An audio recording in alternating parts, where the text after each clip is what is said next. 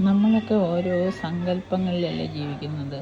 ഈ ഭൂമി സത്യമാണ്, നമ്മൾ സത്യമാണ്, നമ്മൾ ശാശ്വതമാണ്, നമ്മളിവിടെ എന്നെന്നും കാണും, നമുക്ക് ഇന്നതുണ്ട്, ഇന്നതൊക്കെ നമ്മുടേതാണ് എന്നൊക്കെയുള്ള മിഥ്യയായിട്ടുള്ള ഒരു സങ്കല്പത്തിൽ വിശ്വസിച്ചാണ് എല്ലാ മനുഷ്യരും ജീവിക്കുന്നത്. ഇതൊന്നും സത്യമല്ല എന്നറിയാമെങ്കിലും നമുക്ക് എന്തെങ്കിലും ഒരു വിശ്വാസം വേണം. അതിനായിട്ട് വിശ്വാസം ഉണ്ടാക്കി വിശ്വസിക്കുകയാണ്.